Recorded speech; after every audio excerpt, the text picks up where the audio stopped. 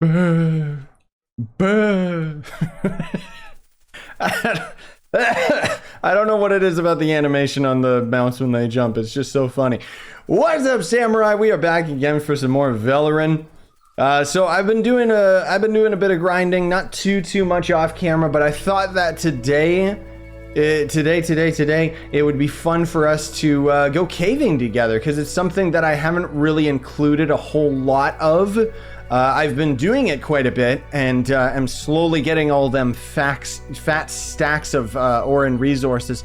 But usually I've just been doing it off camera just because it's so grindy. But as we've talked about early on in this series, and you know, even now, I still want to retain the idea that, you know, this is an adventure, and if I cut out all of the things that are grindy, then guess what? We don't have an adventure together anymore. Suddenly I'm just playing it myself. If we look at our mini-map, you can see that the little square icon is always going to end up being where the staircase is. You gotta be really careful of the staircase, because sometimes you can just die instantaneously. The main reason that we're actually inside this dungeon, though, is because, believe me, we're going caving. Trust me, okay? Oh, I forget if I mentioned as well, but yeah, I've been working on my healing staff a little bit more. I did want to show you guys that my skills are kind of getting there. I haven't really gotten this ability because it seems pretty useless in comparison to just getting, you know, more healing capacity. And then otherwise our pyro spells are looking pretty good. They're getting there. But I'm still kind of deciding whether I want more area of effect, or whether I want more of this, or more particularly, do I want more throwback? Because this flamethrower ability, or the right click ability of pretty much every character, seems to be pretty useless. Like, just for the most part, it never seems to deal as much damage as it should, considering how much energy it drains. You know what I mean? But anyways, the main reason we're going into this dungeon, and the main reason I'm talking about random generated world, is because with the world being random generated, sometimes stuff like this happens. So you can do a roll jump to get across that gap. Over there is going to end up being the boss, which is free XP, but I don't really feel like soloing him because he'll give me a headache. However, if we go right down over here, oh my god, we're already introduced into the caves. And so long as no one's been in this chunk, all of the ore and everything should be here, ripe for the taking. Let me get my pickaxe on. Whoops, wrong slot. I still got to get as well. There's a better pickaxe that I could easily craft. I just haven't yet. Let me actually see if I can show you guys it. So there's the stone pickaxe, which we already have, and the steel pickaxe. So I need to get steel ingots, which are kind of annoying to get just because it's combining two different ores together, as far as I know, and then life cloth, which I just haven't really been farming for. The difference in the pickaxe is that that pickaxe is going to swing instantaneously instead of having the long wind up time. It's not that big of a difference, but I mean, when you're grinding like for hours on end, every little edge that you can get counts, right? So when we go down here, you've kind of already I don't know if you guys have actually seen the lava caves, come to think of it, because the last time that we did like caving in a video, I kept dying before we got deep enough, right? But there's going to be all of these weird lava enemies down here, if I can tag them. And the lava is extremely deadly. Like, I'm going to be very careful today, because if I am not, I can end up getting destroyed by the lava. Thankfully, a lot of the enemies will actually take damage from the lava as well. The fire magma enemies don't die by the lava as much, but more so like the other enemies in the environment. This resource right here, the silky thread, can be crafted into silk, which is actually really good for buying stuff from merchants. So that's something that my buddy and me have been grinding a lot. I want to make sure that I'm clear about something as well. I know that I shouldn't have to say this, but my buddy that I always call Val is actually Dank Val. That's his username. The reason why I'm saying this is because we actually saw somebody take the name Val, and I immediately thought, whoops, that person's gonna be an imposter and probably try to ask for stuff or act like they were in my videos and stuff. Maybe not, maybe it's innocent enough, but you know, being a YouTube guy, stuff like this does end up happening. Ooh, coal. So you can see a lot of the resources that we're getting out of here are more particularly it's just ores. Oh god, gotta be careful of those guys. They spit fire, and it can wreck my face. Not like the hello? Not like the magma worm. Those guys are a lot easier to deal with. But the fire lizard, yeah, they will get up in my face and kind of annihilate me if I'm not careful. I mean, almost all the enemies down here can just destroy me if I'm not careful. But okay, one sec. Let me deal with this idiot. There we go. Okay, he was kind of messing up my train of thought. So yeah, anyways, what I was basically trying to say is just that a lot of the ore down here is really, really good. If you end up leaving the chunk and coming back, the way that it works is the ore is going to generate in the same spot. It just might not be the same ore type. So it kind of seems like it's just random in that regard. But you can see, like, we've already got, like, cobalt. We've already got bloodstone. There's a lot of other mines. There's an enemy right there. There's a lot of other mines very similar to this. But it is worth just keeping in mind. Oh, boy. Okay, well, at least the lava's going to destroy his face. It is worth keeping in mind that there are a lot of other areas that will generate like this. Like I've seen a couple dungeons. Sorry, I'm like so preoccupied with trying to stay alive. I've seen other dungeons generate with like broken caves like this inside them. So I'm just saying, like, this isn't unique to this area. It's just I happened to be in the area. So I thought that, hey, you know what? Let's do this together. Because you can see we're getting like tons and tons of goodies out of all of this. Most of all, again, I'm here because I need the string. Because that's going to be very, very valuable to me. Because I need to get my gold back up. And it's been suffering lately. And I'll be perfectly honest that grinding... grinding, oh boy. Gotta be very careful with my positioning and stuff.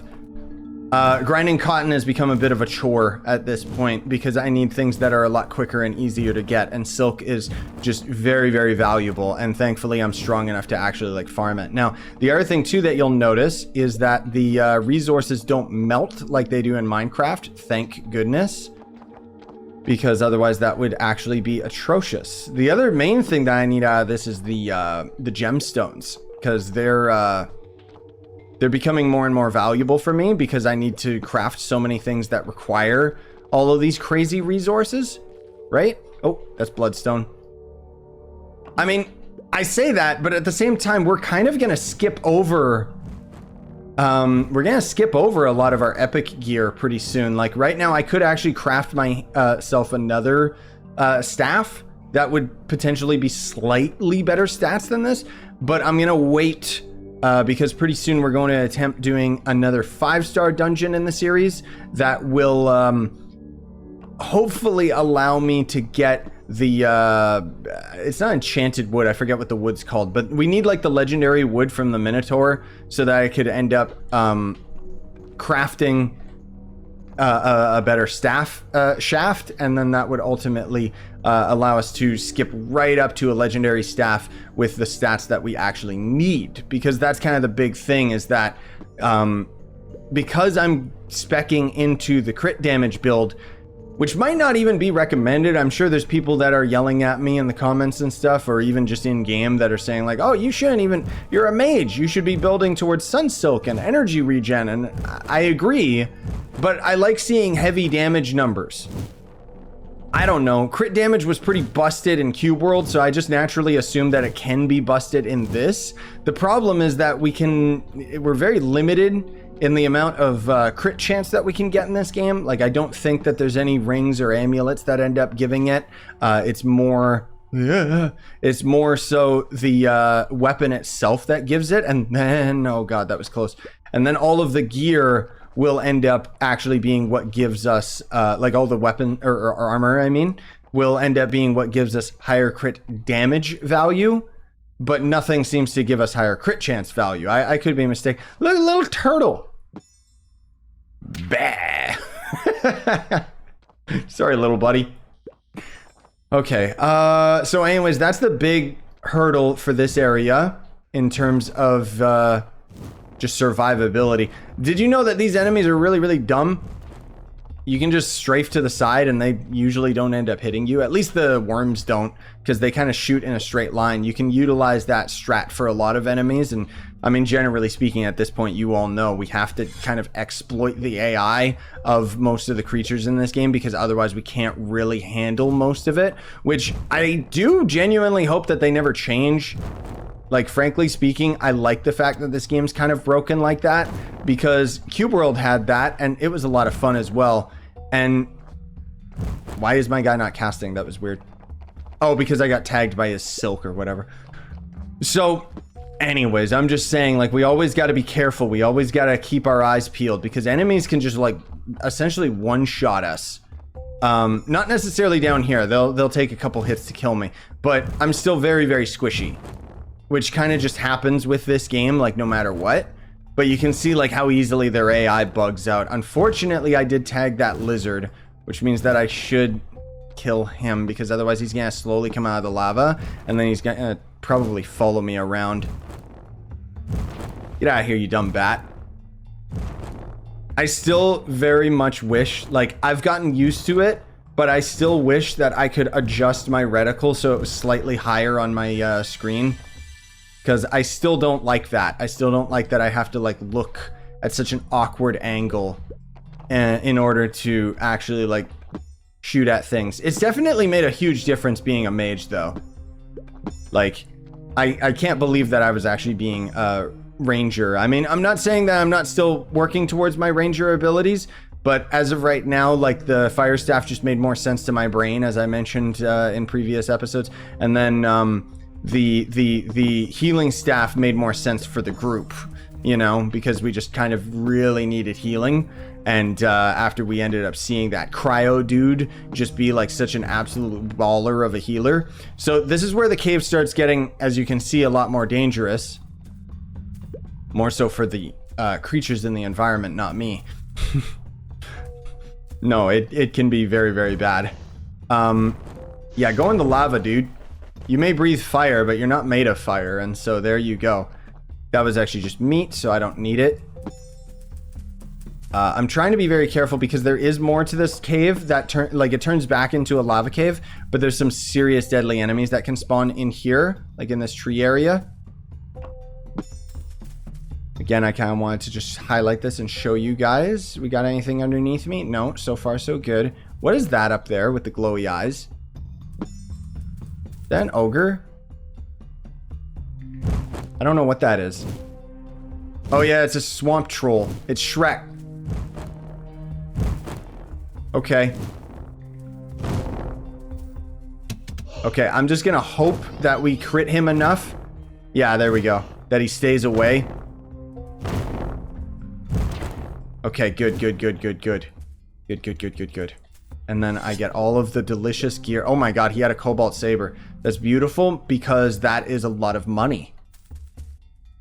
Oh, diamonds. I need these. I always need diamonds. Okay, I'm gonna tag him. Hit him with my Chongo explosion blast. Woo, there we go. Oh god. Okay, that guy is kind of coming over to me. But thankfully, he's weak enough that it doesn't matter. Coal's another thing I need, because I need it. It's a resource that's used for combining. Okay. We're not going to stay in that swamp, though, because most of all... Free XP. Most of all, we're going down here. And I'll show you guys this. I might even die, because this is actually one of the hardest jumps in the game that I've found so far. Not this one. All you got to do is get your glider out and make sure that you don't tag the ceiling. Otherwise you can die there.